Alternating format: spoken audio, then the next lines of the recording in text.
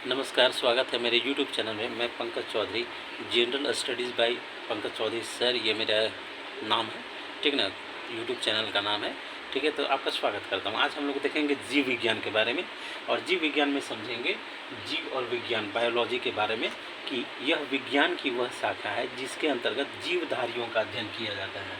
किसका अध्ययन किया जाता है? जीवधारियों का अध्ययन किया जाता है। साथ में हम इसमें समझेंगे कि बायोस का अर्थ होता है जीवन, ठीक ना। बायो का मतलब होता है लाइफ, जीवन, और लोगोस का अर्थ होता है स्टडी। लोगोस का अर्थ होता है स्टडी,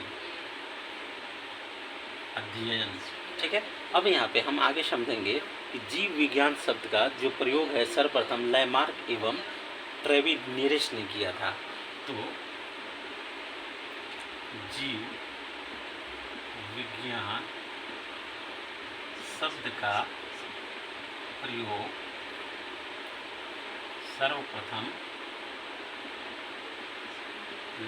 लैमार्क जो थे आपके फ्रांस के रहने वाले थे। ये कहाँ के थे? फ्रांसीसी वैज्ञानिक थे, ठीक ना।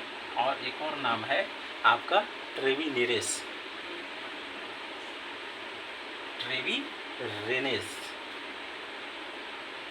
ठीक ना। ट्रेविनीरेस ने, ये जर्मनी के रहने वाले थे। ये कहाँ के थे? जर्मनी, ठीक ना।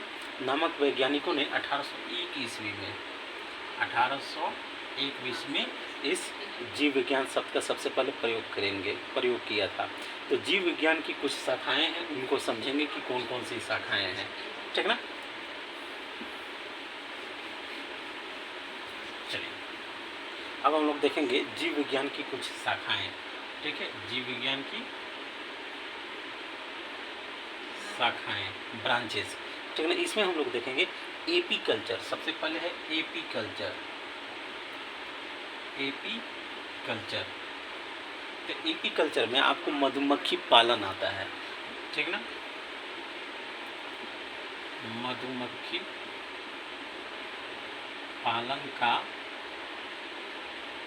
अध्ययन आता है। इसके बाद अगला है सेरीकल्चर।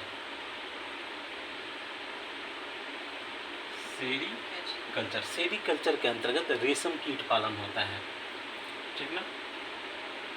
रेशम कीट पालन का अध्ययन। देखिए होता क्या है, सेरीकल्चर हो या एपीकल्चर हो, एपीकल्चर में मधुमक्खियों के संबंधित जितने भी अध्ययन होते हैं इसके बारे में किया जाता है, और सेरीकल्चर में रेशम के कीट होते हैं, कोकून्स फिर बनते हैं, और उससे महीन रेशे निकाली जाती हैं, फिर उससे रेशमी वस्त्र सिले जाते हैं, ये चीज़ें।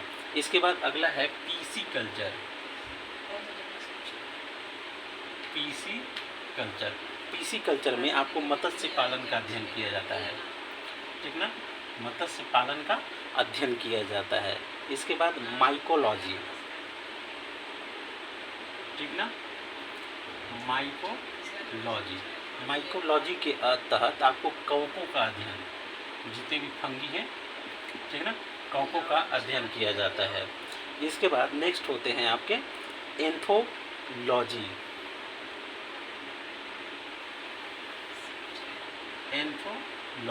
एंथोलॉजी के तहत आपको पुष्पों का अध्ययन किया जाता है, जितने भी फ्लावर्स हैं उनका अध्ययन किया जाता है।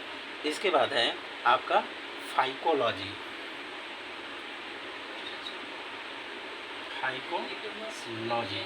फाइकोलॉजी के तहत आपके जितने भी शैवाल हो गए, ठीक ना, शैवालों का अध्ययन किया जाता है। इसके बाद पोमोलॉजी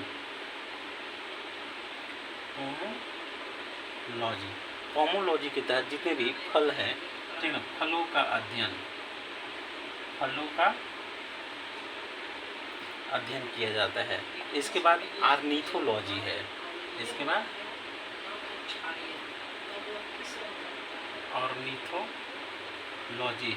ऑर्निथोलॉजी में आपका पक्षियों का अध्ययन किया जाता है। किस चीज़ का?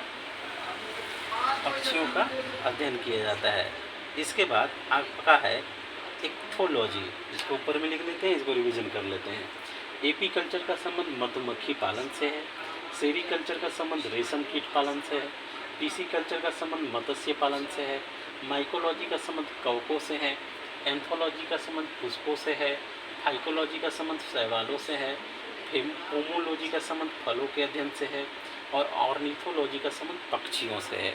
इसके बाद और है, उनका भी एक बार देख लेते हैं, ठीक ना। चलिए, इसके बाद हमारा इक्थोलॉजी है। इक्थोलॉजी, ठीक ना। इक्थियोलॉजी, इक्थियोलॉजी के तहत हम यहाँ पे मछलियों का अध्ययन करते हैं, ठीक ना।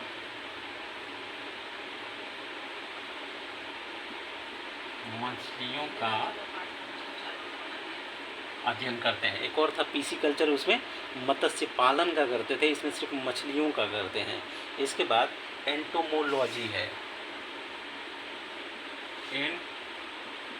एंटोमोलॉजी, एंटोमोलॉजी के तहत हम यहाँ पे देखेंगे कि कीटों का अध्ययन हो रहा है। जितने भी कीटों हैं उनका अध्ययन किया जाता है। इसके बाद डेंड्रोलॉजी, ठीक है। डेंड्रोलॉजी, डेंड्रोलॉजी के तहत हम लोग यहाँ वृक्ष एवं झाड़ियों का अध्ययन करते हैं। वृक्ष या झाड़ियों का अध्ययन किया जाता है। इसके बाद नेक्स्ट है ऑफियोलॉजी, ठीक ना। ऑफियोलॉजी में जितने भी सर्पों का अध्ययन है, जितने भी स्नैक्स हैं उनका अध्ययन है। फिर है सौरोलॉजी, ठीक ना। सौरोलॉजी, सौरोलॉजी के तहत छिपकलियों का अध्ययन किया जाता है।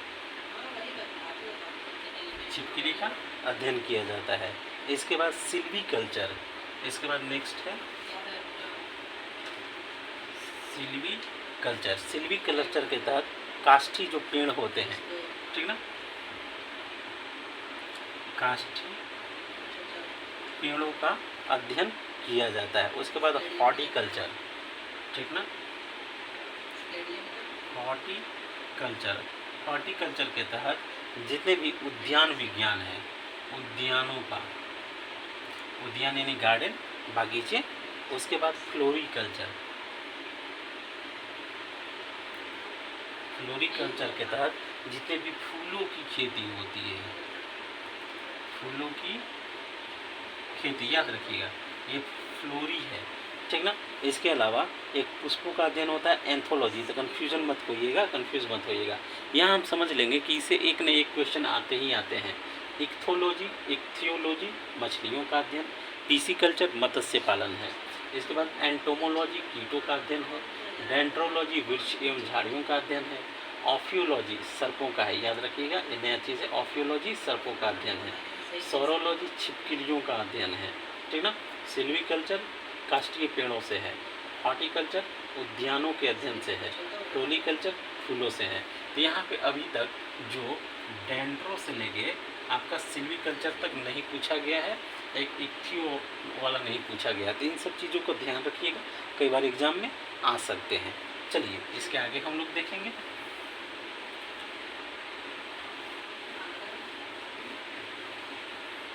इसके आगे हम लोग समझेंगे, चलिए इसके आगे हम लोग देखेंगे कि जीव विज्ञान का एक क्रमगत ज्ञान के रूप में विकास प्रसिद्ध ग्रीक दार्शनिक अरस्तु थे, ठीक ना। अरस्तु ने लगभग 384 से लेकर 322 BC तक, ठीक ना, 384 से 322 ईसा पूर्व तक, यानी ईसा के जन्म लेने से 384 से लेकर 322 साल पहले तक, यहाँ पे हम देखेंगे कि जीव विज्ञान का क्रमबद्ध ज्ञान के रूप में विकास किया था। इनको क्यों याद किया जाता है? क्योंकि जीव विज्ञान का क्रमबद्ध ज्ञान का इन्होंने विकास किया था, ठीक है।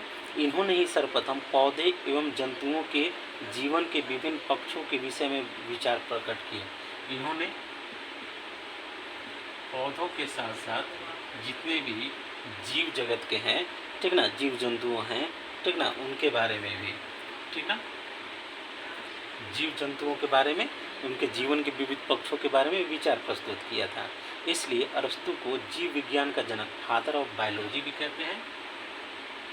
अरस्तु को father of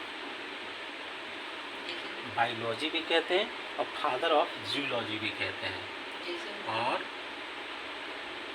father of zoology भी कहा जाता है, यानी जंतु विज्ञान का भी जनक है और जीव विज्ञान के भी इनको जनक माना जाता है। अब यहाँ पे जीवधारियों का वर्गीकरण देखेंगे, ठीक ना। चलिए अब हम लोग यहाँ पे समझेंगे कि आपका जीवधारियों का वर्गीकरण कैसे होता है, ठीक ना। जीवधारियों का वर्गीकरण, इसको आराम से समझेंगे। अरस्तु द्वारा समस्त जीवों को दो समूह में विभाजित किया, एक जंतु समूह, दूसरा वनस्पति समूह। तो यहाँ पे अरस्तु जी ने यहाँ दो भाग में बांटा, एक है वनस्पति समूह, और दूसरा है जंतु समूह, ठीक ना। अब यहाँ हम आगे देखेंगे कि लिनियस ने अपनी पुस्तक सिस्टम नेचर में भी संपूर्ण जीवधारियों को जो जगत, पादप और जंतु जगत में बांटा था। एक थे लिनियस, ठीक ना, एक और कौन है, लिनियस। तो लिनियस ने, उन्होंने कहा कि पादप जगत है और एक और है जंतु जगत, एक और है जंतु जगत। लिनियस भी एक वैज्ञानिक हुआ करते थे। तो इन्होंने प्लांट किंगडम और एनिमल किंगडम दो भागों में बांटा। तो लिनियस ने वर्गीकरण की जो प्रणाली शुरू की, उसी से आधुनिक वर्गीकरण की नींव पड़ी, ठीक ना। इसलिए इनको आधुनिक वर्गीकरण का पिता, फादर ऑफ मॉडर्न टैक्सोनॉमी। तो इनको क्या कहा जाता है, इनको आधुनिक वर्गीकरण का पिता, यानी फादर ऑफ मॉडर्न टैक्सोनॉमी, ठीक ना, फादर ऑफ मॉडर्न टैक्सोनॉमी कहा जाता है, ठीक ना। इस चीज़ को याद रखिएगा, आधुनिक वर्गीकरण के पिता लिनियस हैं, ठीक है। अब यहाँ पे जीवधारियों के 5 जगत का वर्गीकरण किया गया है, उनको भी देखेंगे, ठीक ना। जितने भी जीवधारी हैं उनका वर्गीकरण 5 प्रकार का किया गया है। तो जीवधारियों के 5 जगत या वर्गीकरण, ठीक ना, 5 जगत में जितने भी समस्त जीवधारी हैं उनको बांटा गया है। तो परंपरागत द्विजगत वर्गीकरण का स्थान अंततः व्हिटकर द्वारा सन 1969 ईस्वी में प्रस्तावित आपका 5 जगत प्रणाली ने ले लिया। इससे पहले जो व्हिटकर थे, कौन से थे, व्हिटकर ने सिर्फ 2 प्रणाली का जिक्र किया था, लेकिन बाद में जैसे जैसे आधुनिक खोजें होती गई, अब 5 प्रकार के जीव जगत को बांटा जाता है, समस्त जीवों को 5 अलग अलग प्रकार में बांटा जाता है। तो ये हैं, पहला है मोनेरा, ठीक ना, पहला है मोनेरा जगत, ठीक है। मोनेरा के बाद नेक्स्ट है प्रोटिस्टा, नेक्स्ट है प्रोटिस्टा जगत। उसके बाद अगला है पादप, अगला है पादप, फिर पादप के बाद अगले हैं कवक, ठीक है, कवक, और 5वां समूह है जंतु, 5वां समूह जंतु है, ठीक है। अब यहाँ बारी बारी से सभी जगतों के बारे में जानेंगे। मोनेरा में क्या है, ठीक ना। तो मोनेरा, प्रोटिस्टा, पादप, कवक और जंतु, ये 5 जगत हैं। चलिए अब हम लोग चलेंगे मोनेरा के बारे में, ठीक है। आखिर क्या है मोनेरा। तो मोनेरा में, इस जगत में सभी प्रोकैरियोटिक जीव अर्थात जीवाणु, इसमें सभी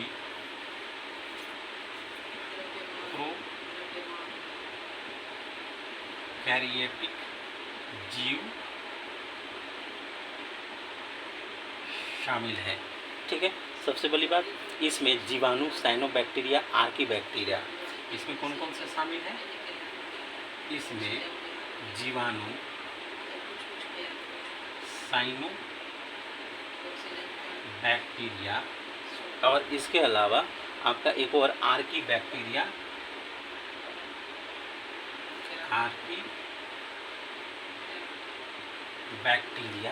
ठीक है, सम्मिलित किए जाते हैं। ये सभी के सभी इसमें सभी प्रोकैरियोटिक हैं। आपको प्रोकैरियोटिक के बारे में आपको आगे हम अच्छी तरह से बताते हैं कि उसमें क्या क्या चीज़ें होती हैं, क्या क्या चीज़ें नहीं होती हैं, क्या उपस्थित होता है, क्या अनुपस्थित होता है, राइबोसोम किस प्रकार का होता है। ठीक है, इन सभी चीज़ों को यूकैरियोटिक और प्रोकैरियोटिक में क्या क्या चीज़ें डिफरेंस होती हैं आगे बताएंगे। ठीक है, तो ये जो है तंतुमय जीवाणु भी इसी जगत के भाग हैं। इसके अलावा जितने तंतुमय जीवाणु हैं सभी आपको मोनेरा जगत में ही आते हैं। ठीक है, अब अगला चलेंगे प्रोटिस्टा। इसके बाद अगला है प्रोटिस्टा। ठीक ना, अगला है दूसरे नंबर पे प्रोटिस्टा। तो प्रोटिस्टा में, इस जगत में विविध प्रकार के एक कोषीय, ठीक है, इसमें कौन कौन से हैं?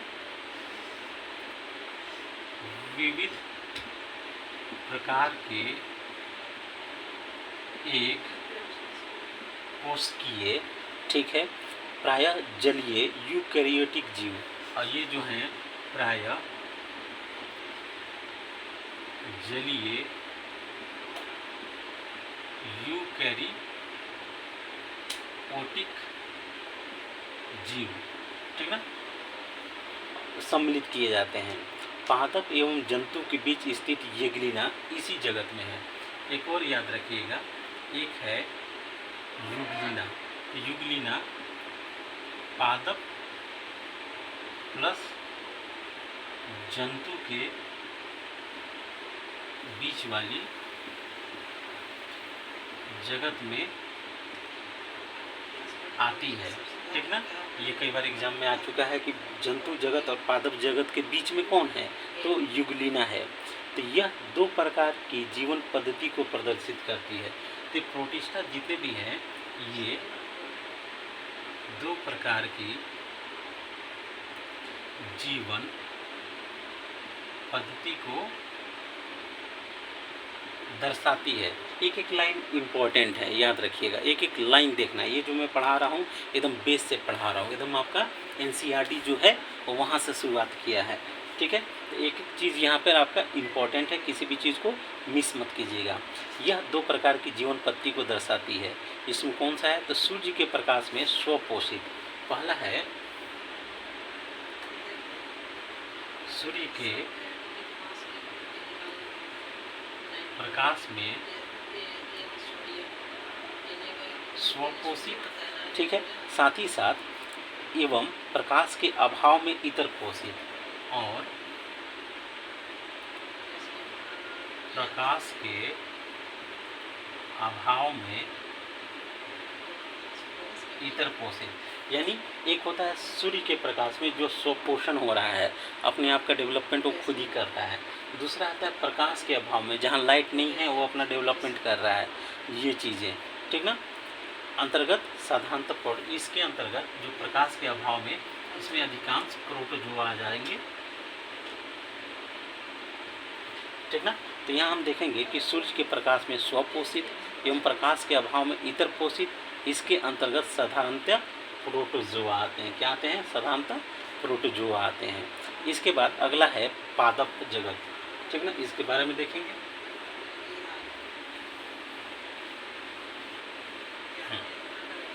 थोड़ा इनका चिकनाई रह जाता है, इसलिए इसे चलाना जरूरी है। ठीक ना, इसके अलावा है आपका पादप जगत, प्लांट। पादप यानी प्लांट। ठीक है। तो इसमें देखेंगे इस जगत में प्रायः सभी रंगीन बहुकोशिकीय कौन कौन से आएंगे, सभी रंगीन, ठीक ना, और साथ ही साथ बहुकोशिकीय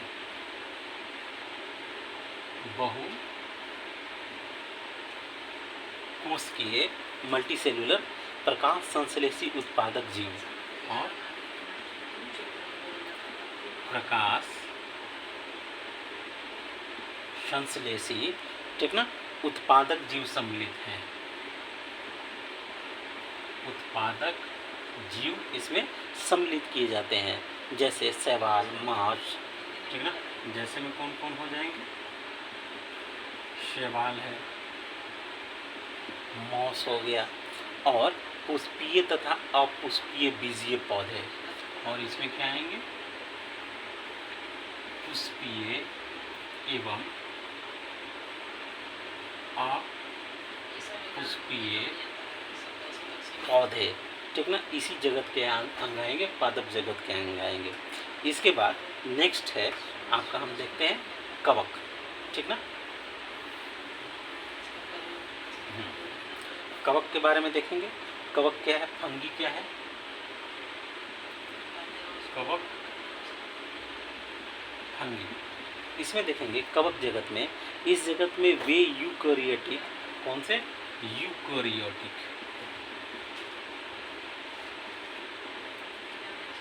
यूकैरियोटिक तथा परपोषित जीवधारी एवं प्लस में परपोषित जीवधारी, पर यानी दूसरे पे, पोषित माने पलने वाला, दूसरे पे जो पूरी तरह से डिपेंड रहता है उसे बोलते हैं परपोषित, ठीक ना। तो इसमें यूकैरियोटिक परपोषित जीवधारी सम्मिलित किए जाते हैं, जिनमें अवशोषण द्वारा पोषण होता है। तो इसमें पोषण कैसे होता है, अवशोषण द्वारा, ठीक ना, अवशोषण द्वारा पोषण होता है। साथ ही साथ हम यहाँ पे देखेंगे कि ये सभी इतर पोषी होते हैं, ये सभी इतर पोषी होते हैं, यानी दूसरे पर निर्भर रहते हैं, और इसमें ये परजीवी अथवा मृतोपजीवी होते हैं। ये कौन से होंगे, परजीवी, मृतोपजीवी का मतलब है जो मरे हुए हैं, ठीक ना, उन पे ये डिपेंडेंट होते हैं। तो ये सभी के सभी मृतोपजीवी होते हैं। और इसमें हम आगे देखेंगे आपका, इनकी कोशिका भित्ति काइटिन नामक जटिल शर्करा की बनी होती है। इनकी जो कोशिका है वह काइटिन की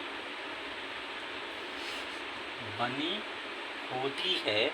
काइटिन क्या है, एक प्रकार की शर्करा है, एक प्रकार की शर्करा है, ठीक ना, याद रखिएगा, ठीक ना, जटिल शर्करा कर दीजिए, ठीक ना, थोड़ा सा कॉम्प्लेक्स है, ठीक है। ये जो काइटिन है एक जटिल शर्करा है, ठीक है। अब इसके बाद अगला हम लोग चलेंगे जंतु में, ठीक ना, जंतु जगत।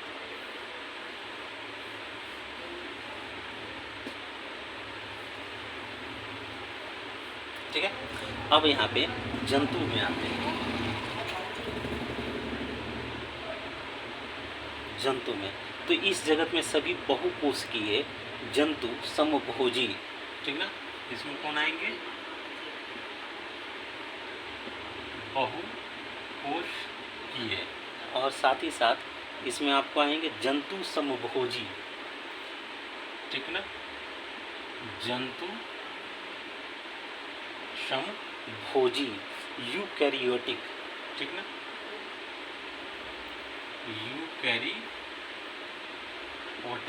यहाँ पे कंफ्यूज मत होइएगा कि यूकैरियोटिक है कहीं प्रोकैरियोटिक है, तो ठीक ना, ये आगे जब बताएंगे तो यूकैरियोटिक क्या होता है और आपको प्रोकैरियोटिक क्या होता है, उनमें कौन कौन से अंग होते हैं क्लियर कर देंगे, ठीक ना। तो इसमें आपका बहुकोशिकीय जंतु समभोजी यूकैरियोटिक उपभोक्ता जीव, और कौन शामिल है, उपभोक्ता जीव इसमें शामिल किए जाते हैं, ठीक है। इनको मेटाजोआ भी कहते हैं। तो इनको क्या कहते हैं? मेटाजोआ भी कहते हैं, ठीक ना। इस चीज़ को याद रखिएगा। और साथ ही साथ हाइड्रा, जेलीफिश, क्रीमी, इसमें कौन कौन से आएंगे? हाइड्रा, क्रीमी, जेलीफिश, ठीक ना, सितारा मछली, ठीक ना, सितारा मछली, सरीसृप यानी जितने भी रेप्टाइल्स हो गए, ठीक ना, वो सब, जैसे कि छिपकली हो गया, सांप हो गया, मगरमच्छ हो गया, ठीक ना। उभयचर यानी जो जल में भी रहता है, थल में भी रहता है, उसे उभयचर कहते हैं। पक्षी तथा स्तनधारी, ठीक ना, पक्षी और स्तनधारी। स्तनधारी का मतलब होता है जो अपने बच्चे को स्तन से दूध पिलाती हैं, वो सब के सब स्तनधारी होते हैं और जंतु जगत में आते हैं। तो वर्गीकरण की आधारभूत इकाई क्या होती है? जाति होती है, ठीक ना। अब हम लोग आगे चलेंगे।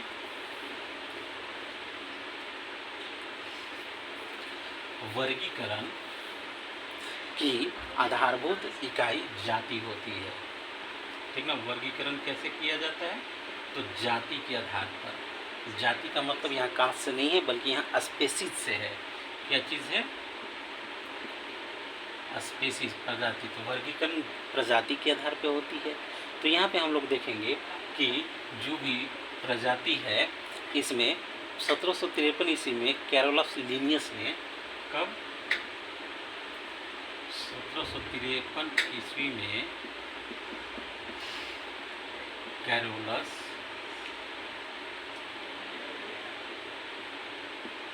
लिनियस जी ने, ठीक ना, वैज्ञानिक थे जिनको वर्गीकी का पिता, जिनको वर्गीकी का पिता यानी फादर ऑफ टैक्सोनॉमी या मॉडर्न टैक्सोनॉमी जिनको कहा जाता है, father of taxonomy, father of taxonomy कहा जाता है कैरोलस लिनियस को, ठीक ना, ने जीवों का द्विनामपत्ति को प्रचलित किया।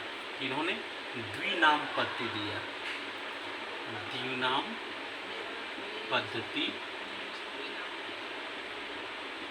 प्रचलित किया। ये द्विनामपत्ति क्या है, इसको हम समझेंगे सबसे पहले, ठीक ना। यहाँ पे देखेंगे कि इस पत्ति के अनुसार प्रत्येक जीवधारी का नाम लैटिन भाषा के 2 शब्दों से मिलकर बनता है, ठीक ना। इनमें पहला शब्द वंश का नाम, ठीक ना। पहला शब्द क्या होगा? पहला है कि लैटिन शब्द, लैटिन यानी ग्रीक यूनानी शब्द, लैटिन शब्द हैं, 2 शब्द हैं, एक पहला शब्द है, दूसरा एक क्या शब्द है। तो पहले शब्द में आपका जो है, आपका वंश का नाम आएगा। पहले वाले में क्या है? वंश का नाम है। वंश मतलब जेनरिक नेम है। ये क्या है आपका? जेनरिक नेम आएगा। और दूसरे वाले में उसके जाति का नाम, स्पेसीज नेम आएंगे। दूसरे में स्पेसीज नेम आएंगे, यानी जाति या प्रजाति कहिए, प्रजाति माने रेस मत समझ लीजिएगा, ठीक ना। यहाँ जाति से मतलब है आता है। तो वंश तथा जाति नामों के बाद उसे वर्गीकृत वैज्ञानिक का नाम मिलता है जिसने सबसे पहले उस जाति को खोजा। और प्लस पहला ये, दूसरा ये, और तीसरा में आपको ऐड होता है जिस वैज्ञानिक ने खोजा, ठीक ना। तो वैज्ञानिक का भी अंतिम में नाम मिलता है, वैज्ञानिक का नाम भी लास्ट में जुड़ा होता है, ठीक ना। ये चीज़ें, तो जिसने सबसे पहले जाति को खोजा, जिसने जाति को सबसे पहले वर्तमान नाम दिया, जैसे मानव का वैज्ञानिक नाम होमो सैपियंस लिन है। अब इसको समझेंगे थोड़ा सा।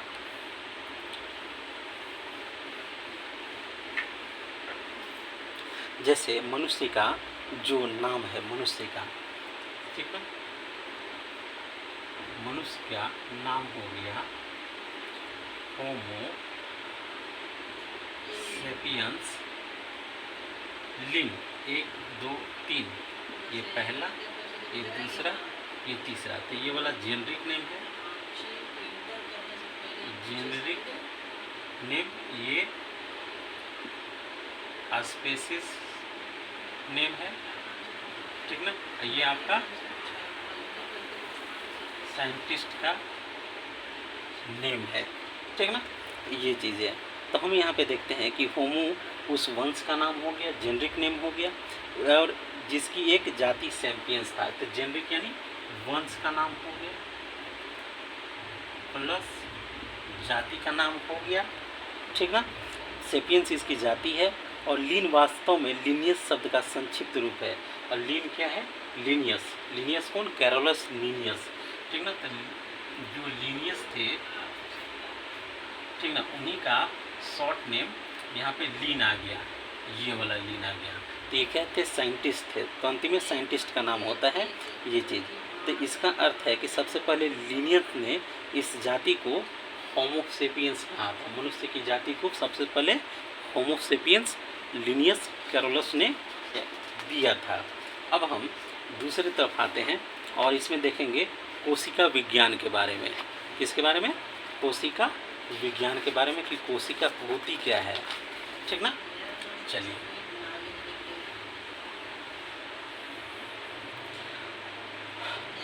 आज इतना ही रहने देते हैं, ठीक ना। अगले जो वीडियो होगा उसमें कोशिका विज्ञान से स्टार्ट करेंगे और उसके बारे में अच्छी तरह से अध्ययन करेंगे। अगर पसंद आया हो तो लाइक कीजिए, शेयर कीजिए, सब्सक्राइब कीजिए और जुड़ने का प्रयास कीजिए, ठीक ना। Thank you.